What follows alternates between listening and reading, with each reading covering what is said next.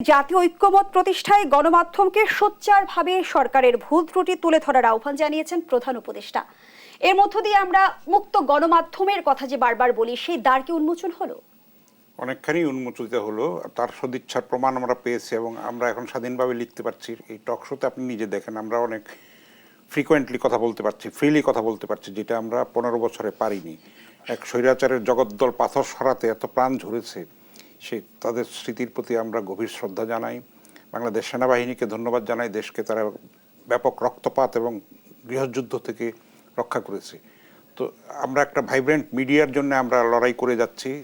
প্রধান উপদেষ্টা আমাদেরকে বলেছেন যে উনি মুক্ত গণমাধ্যমে বিশ্বাস করেন এবং আইন কানুন, যেগুলি কালাকানুন আছে আমাদের স্বাধীন সাংবাদিকতার পথে অন্তরায়, সেগুলিও দূর করার প্রতিশ্রুতি দিয়েছেন। এবং আমরা বলেছি অনেক রিফর্মস তো দরকার হবে, নির্বাচন কমিশন রিফর্মস করতে হবে, রাজনৈতিক সংস্কার করতে হবে, শিক্ষা খাতে অনেক কঠিন কাজ কিন্তু এই সরকারের সামনে, এবং প্রত্যাশাটা এত বেশি, ফলে তাদের হিমশিম খেতে হচ্ছে কোনটা ছেড়ে কোনটা। এর মধ্যে আপনি দেখবেন যে অনেকগুলি ব্যর্থ চেষ্টা হয়েছে এই সরকারকে নস্যাৎ করার জন্য। এই বিপ্লবের ফসল যেন ঘরে তুলতে আমরা না পারি, সেটার জন্য চক্রান্ত হয়েছে, দেশে হয়েছে, দেশের বাইরে হয়েছে, এবং এইটা থাকবে। এইটা লড়াই করেই যেতে হবে। আমাদের স্বাধীনতা অর্জনের থেকে রক্ষা করাটা কিন্তু কঠিন। যে সর্বপ্লাবী একটা বিপ্লব হয়েছে সাধারণ মানুষের, সর্বস্তরের মানুষের, এরকম বিপ্লব বাংলাদেশের ইতিহাসে কখনো হয়নি। এমনকি যখন এই ভূখণ্ডে, এই উপমহাদেশে হয়নি। আপনি 52 রাষ্ট্রভাষা আন্দোলন যদি দেখেন, সেটাও একটা নাগরিক আন্দোলন ছিল। আপনি যদি 71-এর মুক্তিযুদ্ধ দেখেন, সেটাও একটা সর্বপ্লাবী ছিল, কিন্তু সেটা একটা দীর্ঘ মুক্তিযুদ্ধ তো হয়নি, 9.5 মাস যুদ্ধ করতে হয়েছে আমাদের। তো সেখানেও অনেক প্রাণ গেছে আমাদের।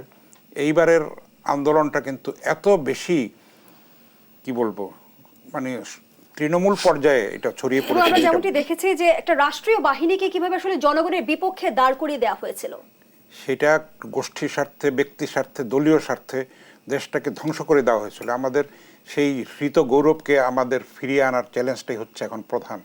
এর মধ্যে প্রথমত ছিল আইন শৃঙ্খলা রক্ষার চ্যালেঞ্জ, সেটা অনেকখানি তারা মোকাবেলা করতে পেরেছে। আপনি দেখবেন যে নানান সেক্টর থেকে উস্কানি দিয়ে দিয়ে বিদ্রোহ করানো হচ্ছে। আনসারদের আপনি দেখেন বিচার বিভাগে দেখেন, আপনি দেখেন যে সাম্প্রতিক সময়ে যে আমরা একের পর এক আন্দোলন দেখছি, সংখ্যালঘু ইস্যু দেখেন, দাবির আমরা হিড়িক দেখছি, সেটা কি আপনি বলছেন যে উদ্দেশ্য প্রণোদিত? এটার মধ্যে তো একটা ইন্ধন আছে অবশ্যই, না হলে এত বছরের দাবি দেওয়া কোথায় ছিল? আর এই সরকারের বয়স 1 মাসও হয়নি, এর মধ্যে তো এত প্রেশার দেওয়াটা ঠিক না। আর ম্যাজিক্যাল কিছু তো আশা করাটাও ঠিক না। তাদের হাতে তো আলাদিনের আশ্চর্য প্রদীপ নেই যে ঘষা দিলে দৈত্য এসে সব কিছু সমাধান করে দেবে।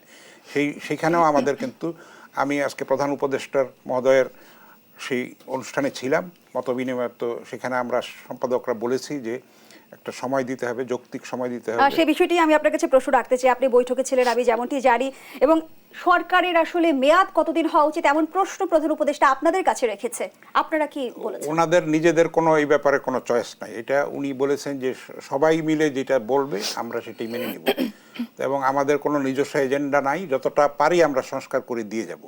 দেশ তো আলটিমেটলি রাজনীতিকরাই চালাবেন, তো রাজনীতির মধ্যেও সংস্কার আনতে হবে। সেটা হলো আমার কথা, যে আমি মনে করি যে ব্যক্তি পর্যায়েও সংস্কার আনা দরকার, পারিবারিক পর্যায়ে, গোষ্ঠীগত পর্যায়ে, সব ক্ষেত্রে কিন্তু সংস্কারটা আনা দরকার। ছাত্ররা যে প্রাণ দিয়েছে, এই যে 4 কোটি তরুণ যারা আমাদের সার্বভৌমত্বের অতন্ত্র প্রহরী, তো তাদের ভাষাটা যদি আমরা না বুঝি তাহলে কিন্তু সব কিছু নষ্ট হয়ে যাবে। আমাদের বিগত সরকার কিন্তু ছাত্রদের ভাষাটা বুঝতে পারেনি, পড়তে পারেনি, তারা কি চায়।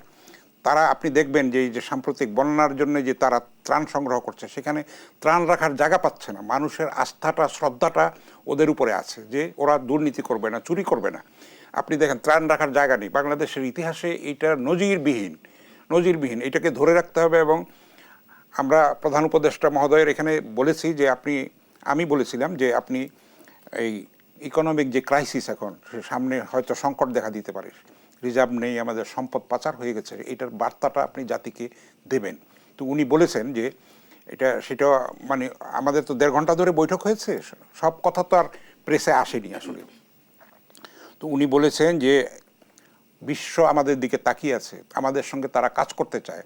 যারা কখনো আমাদের সঙ্গে আসেনি তারা এখনো আসতে চাচ্ছে, বলছে তোমাদের কি ধরনের সাহায্য লাগবে আমরা করব, বলে যে সেটা নিয়ে কোনো সংকট হবে না।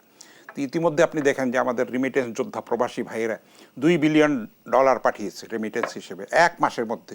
এটাও একটা নজিরবিহীন, কারণ তারা আগে পাঠাতো না, তাদের আস্থা ছিল না, তারা অন্য মাধ্যমে পাঠাতো।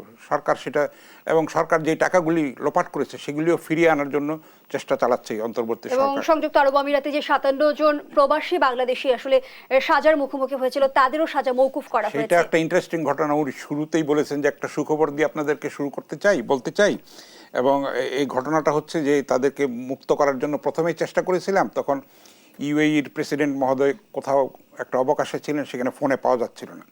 পরে যখন পাওয়া গেছে তখন আমাদের ডক্টর মোহাম্মদ ইউনূস বলেছেন যে এরকম আমাদের তো লোকজনকে আটকে রেখেছে, এটা একটু কনসিডার করতে হবে। তখন উনি বলেছেন যে এটা তো আমাদের দেশের আইন, এটা তো আমি চেঞ্জ করতে পারবো না।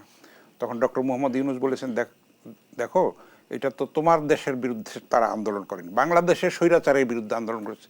আমি নতুন এসেছি এবং তুমি উপহার হিসেবে আমাদেরকে এটা দাও, তাদের মুক্ত করে দাও। তখন সেই প্রেসিডেন্ট বলেছে যে আমি কথাবার্তা বলে দেখি। কথাবার্তা বলে দেওয়ার পরে তাদেরকে এই মাপটা পাওয়া গেছে, এবং এইটা বিশাল একটা অর্জন। এটা কিভাবে সম্ভব হয়েছে? ডক্টর ইউনূসের ক্লিন ইমেজের কারণে বিশ্বব্যাপী তাকে সবাই সমর্থক, বাংলাদেশ এবং ডক্টর ইউনূস একটা সমর্থক শব্দ হয়ে দাঁড়িয়েছে। আর তাকে আমরা কি করেছি? কোর্টে কোর্টে ঘুরিয়ে দিয়েছি। এটা লজ্জা এবং মানে মানবতার অপমান এটা বলা যায়। সেটা থেকে আমরা উদ্ধার পেয়েছি, এবং অবশ্যই আমরা একটা নতুন বাংলাদেশ বিনির্মাণ করতে পারবো। শুধু ছাত্ররা না, সব মানুষের দায়িত্ব আছে এই ব্যাপারে শরিক হওয়ার, যার যার ক্ষেত্র থেকে।